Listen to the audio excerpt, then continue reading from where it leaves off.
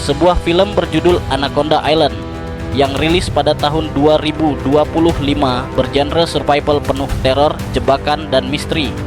Siapa yang bertahan dan siapa yang jadi mangsa? Mari kita kupas habis alur ceritanya.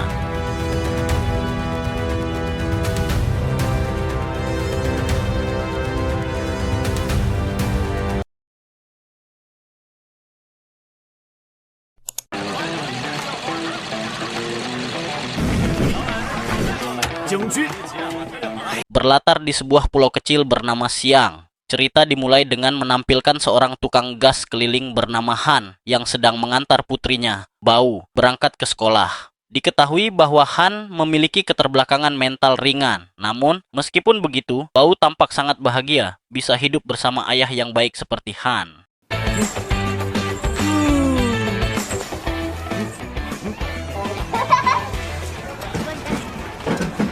Setelah mengantar putrinya ke sekolah, Han langsung melanjutkan pekerjaannya, mengantar gas yang memang sudah dipesan oleh para pelanggan sebelumnya.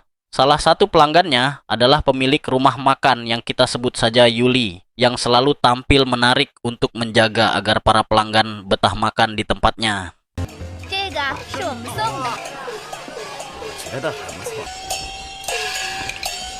Sebelum pulang ke rumah, Han biasa mampir ke sekolah hanya untuk sekadar menemui Sisi, kakak dari Bau. Berbeda dengan Bau yang menerima ayahnya apa adanya, Sisi justru terlihat tak nyaman, malu, dan gengsi memiliki ayah seperti Han. Hal itu terbukti ketika Sisi sama sekali tidak menganggapnya ayah dan pergi meninggalkannya begitu saja.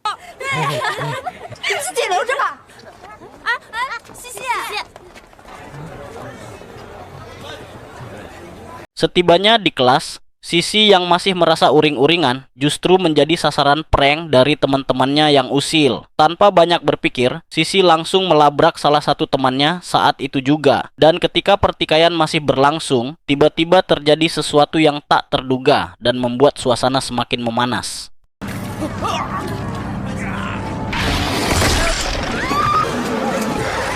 Muncullah seekor ular raksasa yang entah dari jenis apa asalnya. Di tempat lain, Han yang sedang dalam perjalanan pulang pun tiba-tiba dikejutkan oleh fenomena aneh di pusat kota. Saat jalanan mulai retak dan sesuatu muncul dari dalam retakan tersebut yang ternyata menjadi awal dari kejadian luar biasa yang belum pernah ia lihat sebelumnya.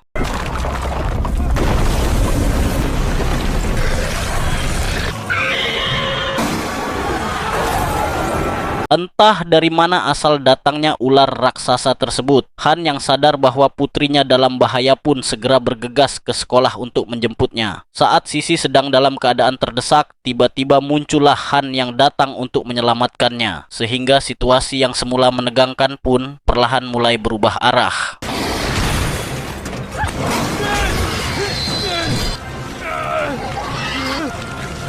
Beralih ke Bau yang juga didatangi oleh ular raksasa tersebut. Alih-alih langsung berlari, Bau justru tak sengaja menemukan seekor kadal hijau yang sedang disakiti oleh orang-orang. Karena merasa kasihan, Bau pun memutuskan untuk membawanya pulang. Tepat saat ayah dan Sisi datang menjemputnya di tengah situasi yang masih kacau.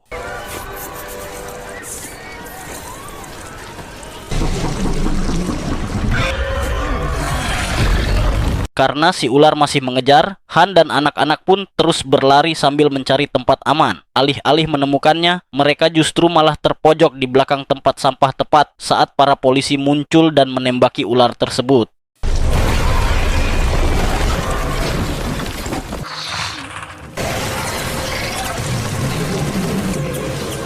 Kita panggil saja si kakek, salah satu dari puluhan korban yang berhasil selamat dari keganasan ular tersebut. Secara kebetulan, si kakek tak sengaja menemukan Han dan anak-anak yang sedang bersembunyi, sehingga beliau pun langsung membawa mereka pergi ke tempat yang lebih aman untuk menghindari bahaya yang masih mengintai di sekitar mereka.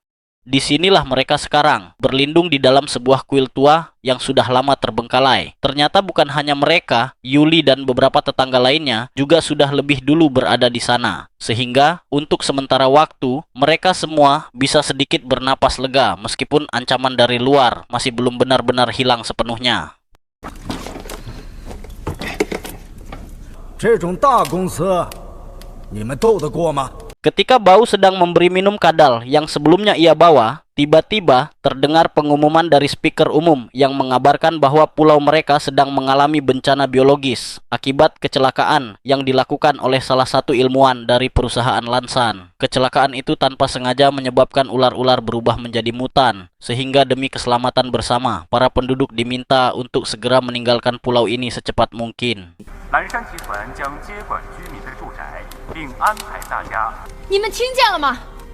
这帮趁火打劫的老板，这电话都打不出去，公司哪个会管你？ Sebentar kita tinggalkan dulu Han dan beralih pada seorang pengusaha bernama Paul yang ternyata adalah pemilik perusahaan Lansan tersebut. Rupanya bencana biologis ini sengaja diciptakan oleh Paul untuk mengusir penduduk dari pulau itu. Tujuannya jelas demi keuntungan, karena Paul berniat menjadikan seluruh pulau tersebut sebagai tempat wisata anaconda raksasa dengan Parabol sebagai investor utamanya. So what about the people on the block? Which signed the contract to move out, let them out. Selain itu, Paul ternyata bisa mengendalikan ular-ular itu melalui pemancar radio dengan frekuensi tertentu. Maka tak heran jika ular-ular tersebut bertindak agresif. Sementara Han dan teman-temannya yang hendak meninggalkan pulau langsung terkejut oleh serangan ular yang dikirimkan oleh Paul.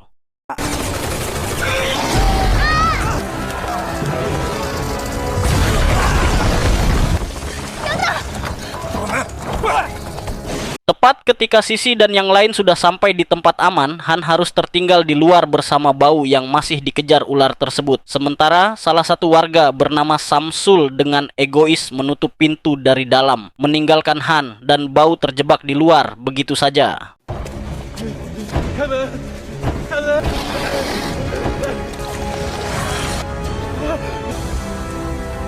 Walaupun Sisi terus memohon agar pintu dibuka, Samsul yang hanya mementingkan keselamatannya sendiri sama sekali mengabaikan permintaan itu dan malah mengancam akan mengusirnya jika terus melawan dan tidak mau tenang.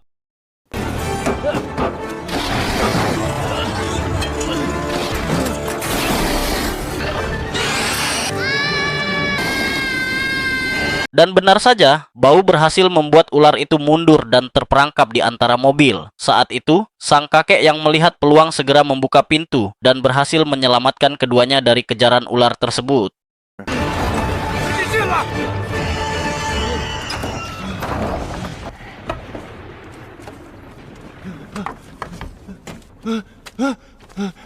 Setelah situasi kembali tenang, mereka berusaha menghubungi polisi atau keluarga lain yang ada di pulau tersebut. Namun, semua alat komunikasi di pulau ini tampak mati total akibat kerusakan yang disebabkan oleh ular tersebut, sehingga mereka hanya bisa menunggu kedatangan tim penyelamat ke lokasi ini.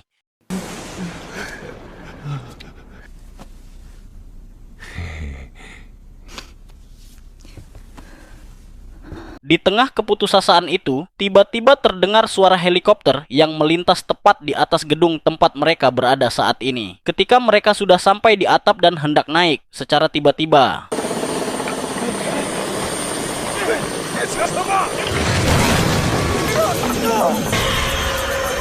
sementara yang lain berencana turun dan mencari kendaraan untuk meninggalkan tempat itu. Han yang tak mau putrinya kembali dalam bahaya memutuskan mengalihkan perhatian ular dengan memancingnya menggunakan lampu suar.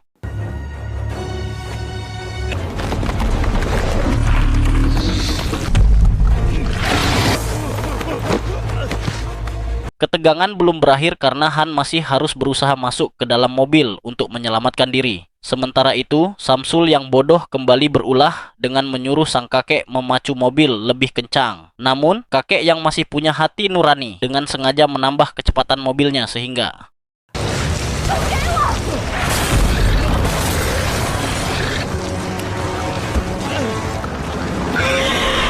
singkat cerita, mobil yang mereka tumpangi kehabisan bensin tepat di tengah ladang jagung yang sangat luas. Bingung harus kemana, Bau yang sedang mengamati sekitar tanpa sengaja menemukan sebuah stasiun kereta api yang jaraknya tidak terlalu jauh dari posisi mereka sekarang. Maka mereka pun memutuskan berjalan ke sana tepat saat Bos Paul kembali mengaktifkan pemancar radionya.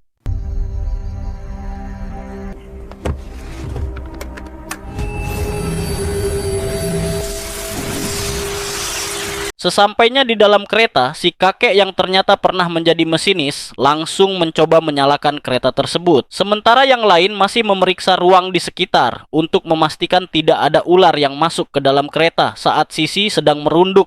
Tiba-tiba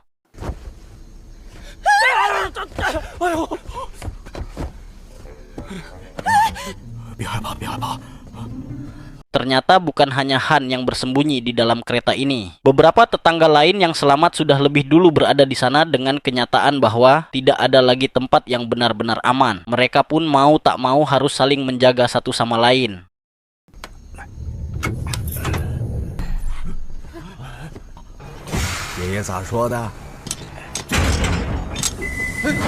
Setelah kereta menyala, si kakek langsung menginjak gas untuk menuju pelabuhan agar mereka bisa segera meninggalkan pulau ini. Di situ, Bau juga memperlihatkan pertumbuhan si kadal yang menurut kakek ukurannya tampak aneh. Bagaimana tidak, baru beberapa jam berlalu, si kadal sudah tumbuh 2 kali lebih besar dari sebelumnya.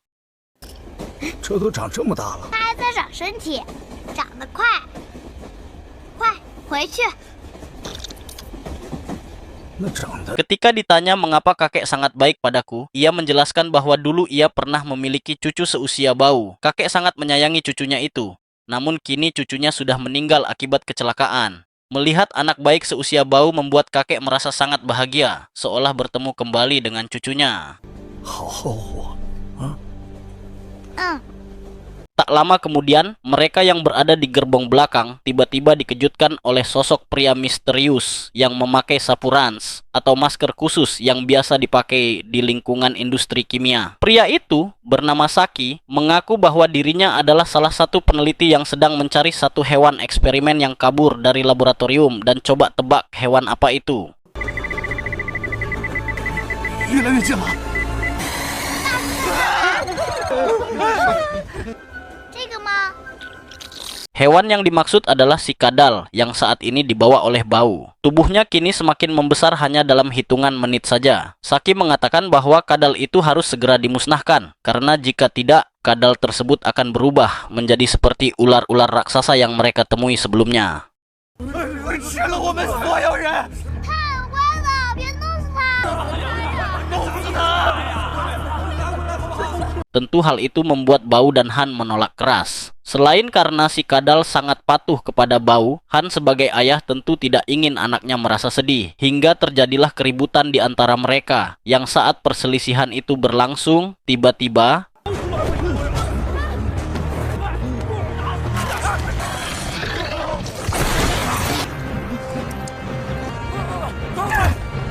dan betapa tega Saki dan yang lain meninggalkan Han di gerbong belakang tepat saat ular muncul dan berusaha menyerangnya. Sementara si kakek yang baru menyadari kejadian itu langsung mengancam Saki agar membuka pintu dan bersiap mengorbankan dirinya.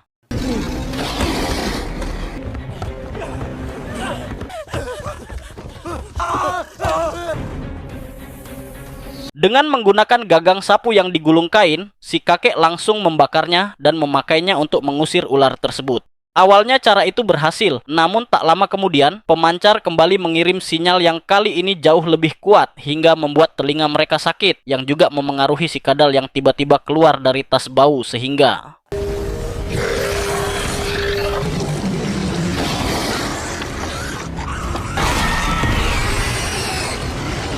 ternyata si kadal itu benar-benar telah berubah menjadi makhluk mutan. Si kadal ternyata masih sangat patuh kepada Bau dan tidak langsung pergi. Namun karena khawatir sesuatu akan terjadi padanya, Han segera mengajak mereka melarikan diri tepat saat ular-ular kembali muncul.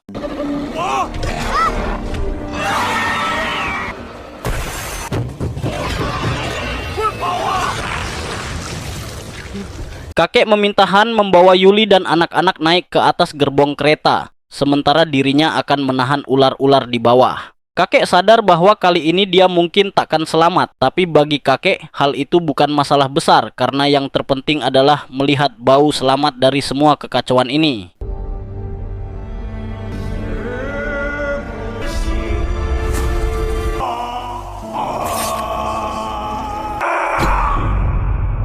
Beralih ke Paul yang baru mengetahui bahwa si kadal sudah berevolusi dan tidak bisa dikendalikan. Paul bersama para petinggi sepakat untuk memusnahkan semuanya, termasuk semua yang ada di pulau itu, dengan tujuan menghilangkan saksi dan barang bukti. Rencana itu terdengar langsung oleh Saki dan Han yang baru saja kembali berkumpul, sehingga mereka harus segera meninggalkan pulau ini.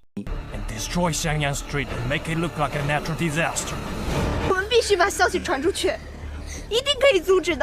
Saki juga mengatakan bahwa masih ada alat komunikasi yang bisa dipakai untuk meminta bantuan. Alat tersebut berada di laboratorium yang tidak jauh dari posisi mereka sekarang. Saat mereka hendak segera pergi, tiba-tiba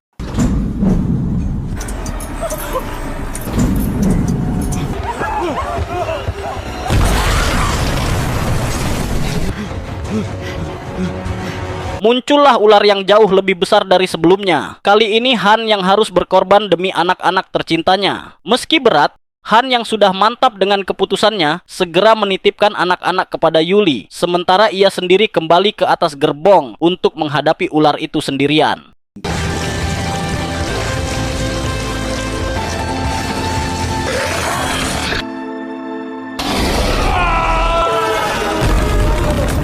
Singkat cerita, Yuli dan anak-anak akhirnya berhasil turun dengan selamat. Begitu pula Han yang ternyata selamat dari ledakan tadi. Kejadian ini seketika membuat Sisi sadar betapa besar kasih sayang seorang ayah yang rela mengorbankan nyawanya demi keluarga. Sisi yang merasa sangat menyesal pun akhirnya melupakan egonya dan menerima Han apa adanya.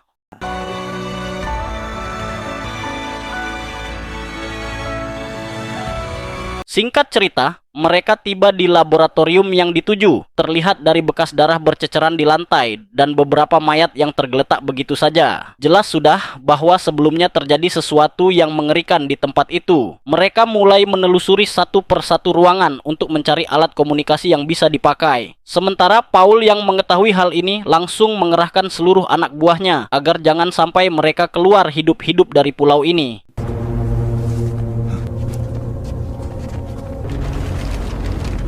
Alih-alih menemukan alat komunikasi, Han justru tanpa sengaja masuk ke ruangan tempat para ilmuwan melakukan penelitian. Di sana Han menemukan serum yang tampaknya pernah digunakan untuk menyuntik ular-ular. Tanpa ragu, ia pun memutuskan untuk membawanya.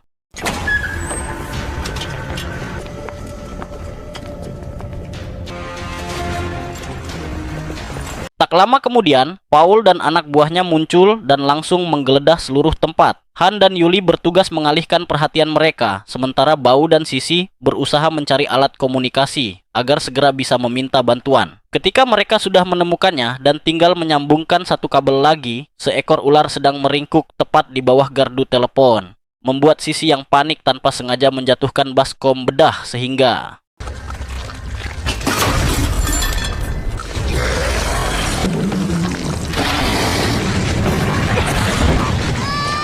beruntung mereka berdua masih sempat bertindak cepat. Sisi yang melihat kesempatan segera menyuruh Bau mengambil telepon, yang setelah tersambung dengan pihak kepolisian, Bau langsung memberitahukan posisi mereka saat ini. Namun Paul akhirnya berhasil menemukan lokasi Han dan langsung menembaknya saat itu juga.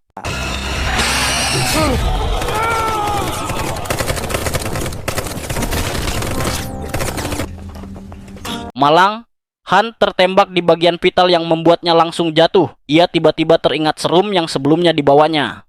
Meski sempat ragu, Han yang merasa tidak punya pilihan lain, nekat menyuntikkan serum itu ke tubuhnya tanpa mengetahui bahwa serum tersebut belum pernah digunakan pada manusia.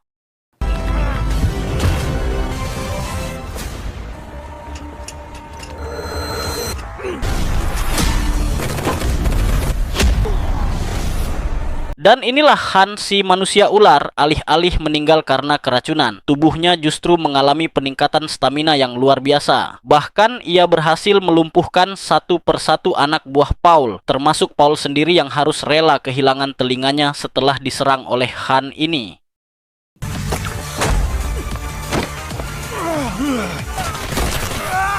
Serum itu tidak hanya membuatnya lebih kuat, tetapi juga membuat kesadaran Han semakin memudar.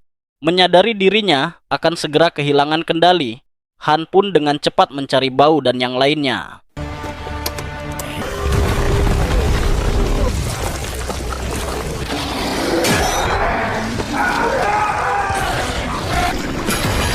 Dalam kondisi setengah sadar, Han segera meminta Yuli membawa anak-anak meninggalkan gedung ini. Sementara dirinya akan menahan serangan Paul dan anak buahnya dengan menggunakan kain bekas yang disambung. Han berencana menurunkan mereka dari gedung dengan cepat, namun saat mereka sudah sampai di bawah dan hendak meninggalkan pulau ini, tiba-tiba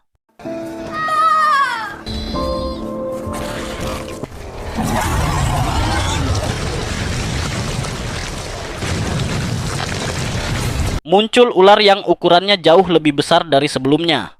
Tak lama kemudian, Paul muncul dan langsung mengaktifkan radio pemicu agar ular itu menghabisi Yuli dan anak-anak. Namun alih-alih menyerang Yuli, ular yang sudah tidak terkendali justru mencaplok Paul dan asistennya hingga keduanya tewas seketika.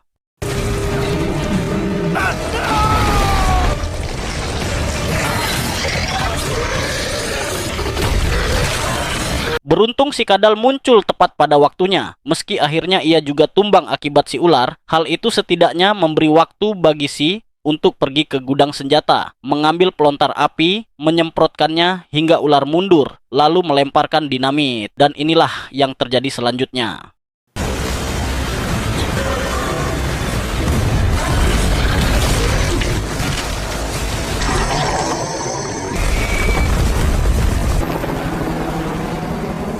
Beberapa hari setelah bencana mengerikan itu, warga yang selamat mulai membangun kembali kota yang hancur.